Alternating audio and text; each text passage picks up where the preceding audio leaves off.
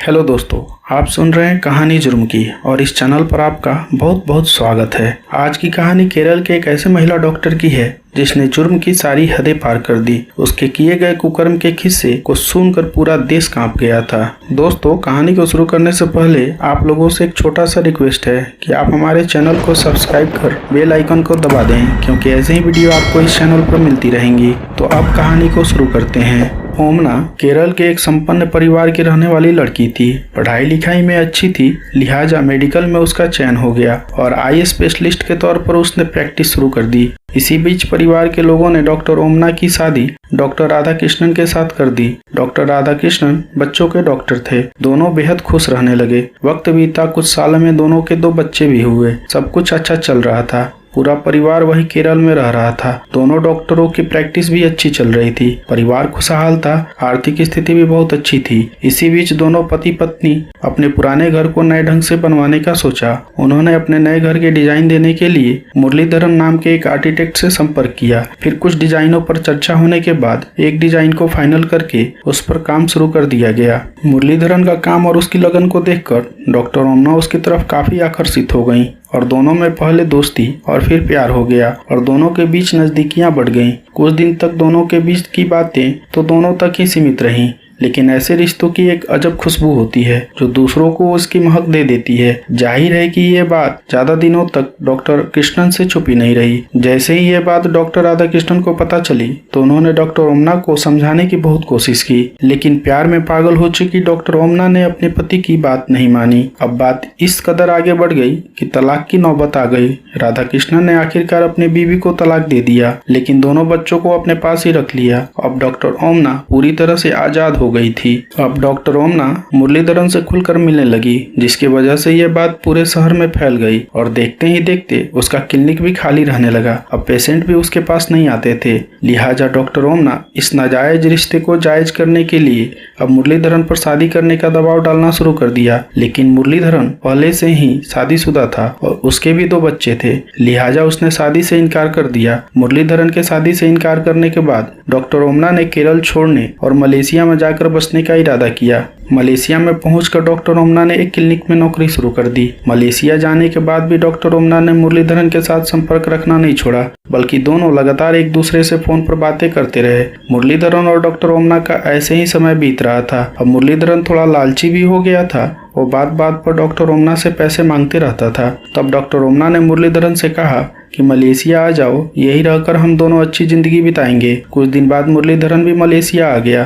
तब डॉक्टर ओमना ने अपना नाम बदलकर अमीना बिंदे उबैदौला रख लिया और मुरलीधरन को भी एक मुस्लिम नाम दे दिया। फिर दोनों पति पत्नी के तौर पर रहने लगे। अब सब कुछ ठीक चल रहा था, मगर मुरलीधरन की नीयत तो पहले से ही खराब थी। उसकी नज़र तो केवल ओमना के पैसों पर ही टिकी हुई थी।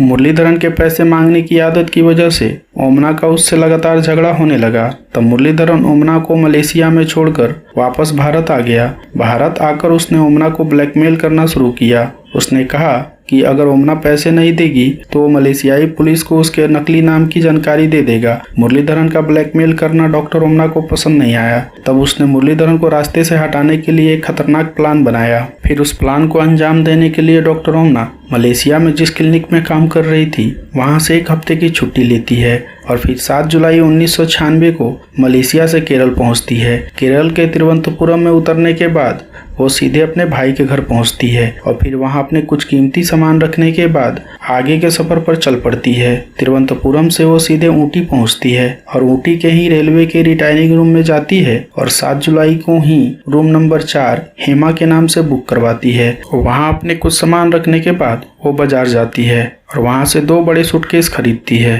फिर वहां से सीधे एक वहीं के रिजॉर्ट में जाती है और एक कमरा 3 दिनों के लिए बुक करती है। रिजॉर्ट में रूम बुक करने के बाद वो दोनों सूटकेस उसमें रख देती है। फिर वहां से टैक्सी लेकर मार्केट पहुंचती है और वहां के एक टेलीफोन बूथ से मुरलीधरन को फोन कर पैसे देने के बहाने अपने पास बुलाती है और साथ ही ये भी कहती है कि 1-2 दिन उसके साथ समय बिताना चाहती है।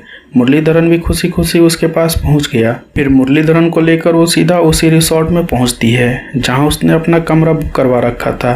दोनों उसी रिसोर्ट में रात बिताते हैं और अगले रोज वो बाजार से खरीदे गए 2 बड़े ट्रॉली बैग ले जाकर रेलवे के रिटायरिंग रूम में रख देते हैं। उसके बाद वहां से निकलकर ये दोनों एक होटल पहुंचते हैं। और वहाँ अच्छा खाना खाते हैं और डॉक्टर ओमना मुरलीधरन को खूब शराब पिलाती है। उसके बाद दोनों रिटायरिंग रूम में जाते हैं। तब डॉक्टर ओमना मुरलीधरन से कहती है कि वो मलेशिया से एक खास इंजेक्शन लेकर आई है जो सेक्स पावर को बढ़ाती है। मुरलीधरन और खुश हो जाता है। फिर डॉक्टर ओमना मुरलीधरन को एक इंजेक्शन लगाती है। इंजेक्शन का असर बहुत तेज होता है। फिर मुरलीधरन की सांसें थम जाती हैं और आंखें बाहर निकल आती हैं। असल में वो इंजेक्शन जहरीला इंजेक्शन था जिससे वो मुरलीधरन को मार देती है। फिर डॉक्टर ओमना लाश को खींचकर बाथरूम में ले गई।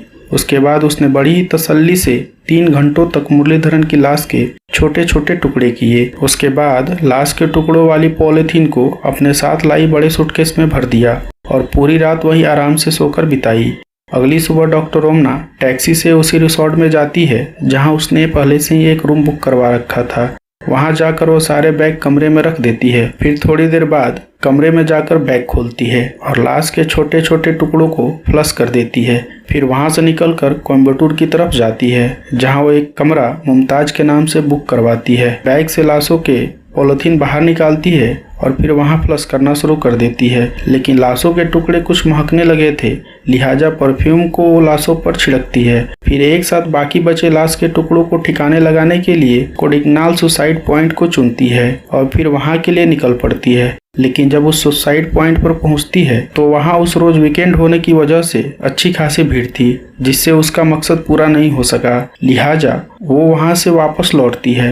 लेकिन जिस टैक्सी से वो लौट रही थी वो अचानक पंचर हो जाती है तो टैक्सी वाला दूसरी टैक्सी करवाता है। जैसे ही ड्राइवर बैग को हाथ लगाता है कि उठाकर उसे अपनी टैक्सी में रखे तो डॉक्टर ओमना मना कर देती हैं। तब ड्राइवर को बड़ा अजीब लगा, मगर जब वो वहां से आगे बढ़ा तो लाश की बदबू की वजह से उसे बेचैनी होने लगी। तब वो महिला से पूछा कि बैग में क्या है। तब डॉक्टर ओमना एक नई चाल चलती हैं और ड्राइवर को अपने साथ मिलाने के लिए उसे सच बता देती हैं कि बैग में लाश के टुकड़े हैं और उसे ठिकाने लगाने पर अगर वो उसकी मदद करेगा तो उसे पैसे देगी। फिर टैक्सी ड्राइवर इस प्रस्ताव को ठुकरा नहीं पाता और दोनों आगे बढ़ने लगते हैं। कुछ दूर जाने के बाद डॉक्टर ओमना को नींद आ जाती है।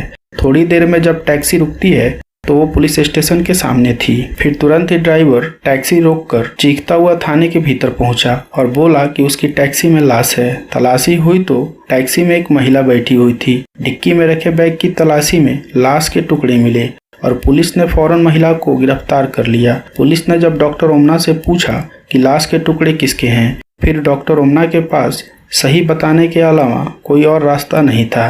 फिर उसने सब कुछ सही सही बता दिया। मुरलीधरन के परिवार को भी बताया गया। अब डॉक्टर ओमना गिरफ्तार हो चुकी थी। उसे पुलिस ने अदालत में पेश किया। करीब 5 साल तक मुकदमा चला और 2001 में डॉक्टर ओमना ने बेल के लिए याचिका डाली।